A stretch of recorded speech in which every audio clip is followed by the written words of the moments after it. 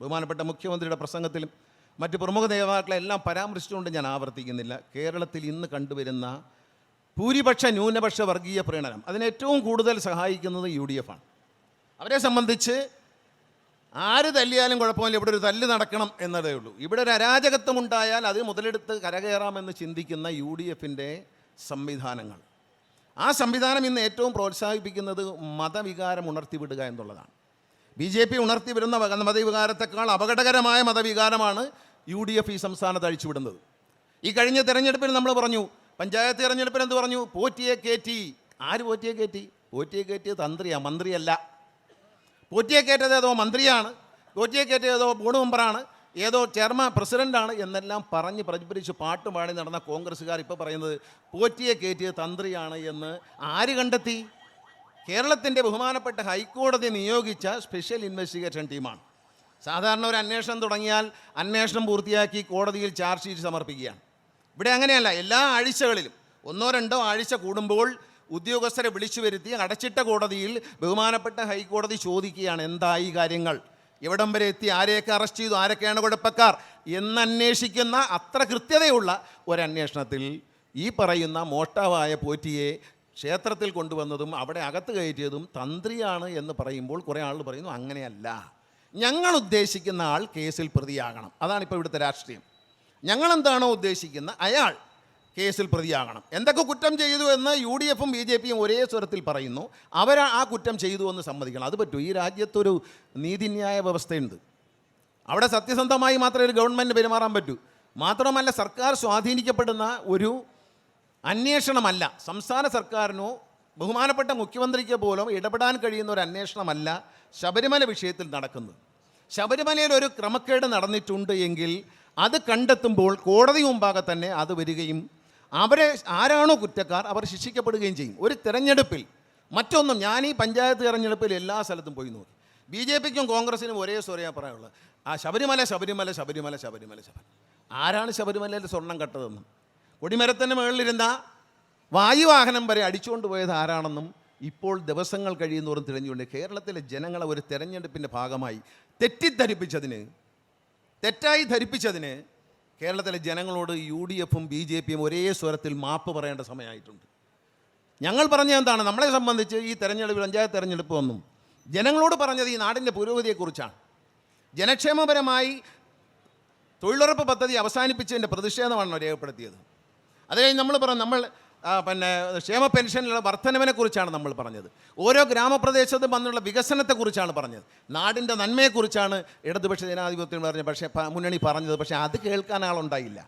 അവിടെ മതവികാരം എവിടെയും, ഏത് രാജ്യത്തും, ഏത് ജനാധിപത്യത്തിലും, ഏത് ഫാസിസത്തിലും അഴിച്ചുവിടാൻ കഴിയുന്ന ഒരു സാധനമാണ് മതവികാരം. ആ മതവികാരത്തെ ഉണർത്തിവിട്ട് ന്യൂനപക്ഷങ്ങളെയും ഭൂരിപക്ഷങ്ങളെയും തമ്മിലടിപ്പിച്ചും വിയോജിപ്പിച്ച് നിർത്തിയും ഒക്കെ അധികാരം പിടിക്കുക എന്ന ലക്ഷ്യം മാത്രമേ ഈ രണ്ട് കക്ഷികൾക്കുമുള്ളൂ. നമ്മളിവിടെ തിരുവനന്തപുരത്ത് BJP അധികാരത്തിലെത്തി എന്നൊക്കെ കൊട്ടിഘോഷിക്കുന്നു. ഞാൻ തിരുവനന്തപുരത്ത് 8ാം ക്ലാസ്സിൽ പഠിക്കുമ്പോൾ തിരുവനന്തപുരത്ത് വന്ന ആളാണ്, പഠിക്കാൻ വേണ്ടിയിട്ട്, സ്കൂളിൽ ചേരാൻ വേണ്ടി. ഞാൻ പറയാം, ഇത്രയും വികസനം തിരുവനന്തപുരത്തിൻ്റെ ചരിത്രത്തിലുണ്ടായത് സഖാവ് പിണറായി വിജയൻ കേരളത്തിൻ്റെ മുഖ്യമന്ത്രിയായതിനു ശേഷം കൊണ്ടുവന്ന പദ്ധതിയിൽ തന്നെയാണ് തിരുവനന്തപുരം നഗരം അങ്ങ് കവടിയാർ അങ്ങ് പേരൂർക്കട മുതൽ ഇങ്ങോട്ട് വികസിച്ചത്. അനേകം ഡ്രെയിനേജ് വർക്കുകൾ, അവിടെ അങ്ങ് ഡ്രെയിനേജ് ഉണ്ടായിരുന്നില്ല, അമ്പലമുക്ക് പേരൂർക്കട ഭാഗത്തൊന്നും. അവിടെയെല്ലാം ഡ്രെയിനേജ് വന്നു. ഇവിടെ MLA ഇവിടെ ഇരിപ്പുണ്ട്, നമുക്ക് കാണാം. അവിടെയെല്ലാം പൈപ്പ് ലൈനുകളില്ലാത്തടത്തെല്ലാം പൈപ്പ് ലൈൻ വന്നു, നല്ല റോഡുകൾ വന്നു. ഇതെല്ലാം വന്നത് കഴിഞ്ഞപ്പോൾ ഇപ്പോൾ പറയുന്നു ഞങ്ങൾ ഇപ്പം ശരിയാക്കി തരും എന്ന് പറഞ്ഞു വന്നിരിക്കുകയാണ്. ഇപ്പം ശരിയാക്കും, കുതിരവട്ടം പപ്പു ശരിയാക്കിയതുപോലെ ഇപ്പം ശരിയാക്കും എന്നാണ്. ഒന്നും ശരിയാവത്തില്ല, ആർക്കും ഒരു ആശങ്കയും വേണ്ട. ഇതെടുത്ത് റെക്കോർഡ് ചെയ്ത് വെച്ചോളൂ, 5 കൊല്ലം കഴിഞ്ഞ് വീണ്ടും കേൾക്കാം. ഒന്നും തിരുവനന്തപുരം സിറ്റിയിൽ നടക്കാൻ പോകുന്നില്ല. കാരണം കിട്ടിയ പഞ്ചായത്തുകളിലൊന്നും നടന്നിട്ടില്ല. നിയമം അസംബ്ലി മണ്ഡലം കിട്ടിയിട്ട് ഒന്നും നടന്നില്ല. ശിവൻകുട്ടിയേട്ടൻ്റെ മണ്ഡലമാണ്, അവിടെ ഒന്നും നടക്കാത്തതുകൊണ്ടാണ്. ഒന്ന് ആലോചിച്ച് നോക്കൂ, അവിടെ എന്തെങ്കിലും വികസനം നടന്നോ ആ കാലഘട്ടങ്ങളിൽ? ഈ സംസ്ഥാനത്ത് കിഫ്ബി വന്ന വർഷങ്ങളാണ്. ആ മന്ത്രിസഭയുടെ കാലത്താണ് കിഫ്ബി വരുന്നതും എല്ലാ സ്ഥലത്തും. അതിനോടനുബന്ധമായി സർക്കാർ പ്രഖ്യാപിച്ച വികസനമല്ലാതെ മറ്റൊരു വികസന പ്രവർത്തനവും കേന്ദ്ര ഗവൺമെൻറ്റിൻ്റെ യാതൊരു സഹായവും ഈ തിരുവനന്തപുരം ജില്ലയിലേക്കോ തിരുവനന്തപുരം നഗരത്തിലേക്കോ കൊണ്ടുവരാൻ കഴിഞ്ഞിട്ടില്ല. നഗരവികസന പദ്ധതിയെക്കുറിച്ച് ഞാൻ പറഞ്ഞു, നേരത്തെ ആവർത്തിക്കുന്നില്ല. നഗരവികസന പദ്ധതിയിൽ 500 കോടി രൂപ ചെലവഴിച്ചിരിക്കുന്ന കേന്ദ്ര ഗവൺമെൻറ് ആണെങ്കിൽ 500 കോടി രൂപയും പിന്നെ 183 കോടി രൂപ കോർപ്പറേഷനതായും ചെലവഴിച്ചത് സംസ്ഥാന ഖജനാവിൽ നിന്നാണ്. അപ്പോൾ ആരാണ് കൂടുതൽ ചെലവഴിച്ചത്? പള്ളിക്കൂടത്തിൽ പോയവർക്ക് മനസ്സിലാവുമല്ലോ, കണക്കറിയാവുന്നവർക്ക് മനസ്സിലാവുമല്ലോ. കൂടുതൽ പണം ചെലവഴിച്ചത് സംസ്ഥാന സർക്കാരാണ്.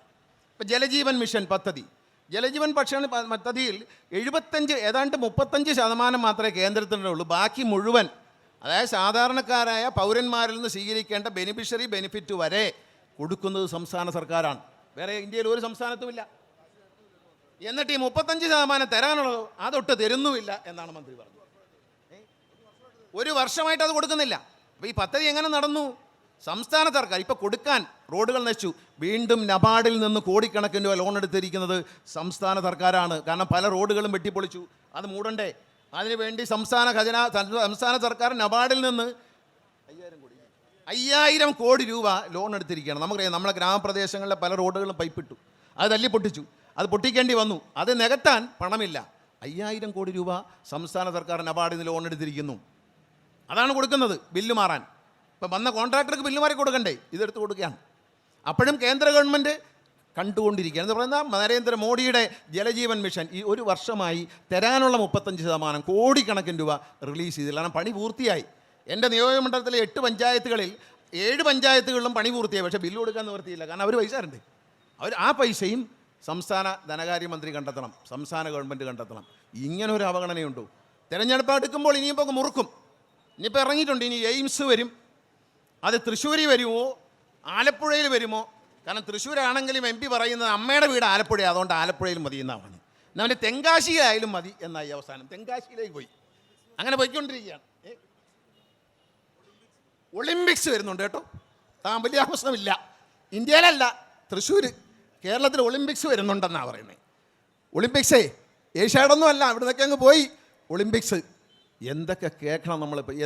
ഈ തിരഞ്ഞെടുപ്പ് വരുമ്പോൾ പറയും വാഗ്ദാനം കൊടുക്കുക, പ്രകടന പത്രിക. പണ്ട് പ്രകടന പത്രിക ഒരു തമാശയായിരുന്നു.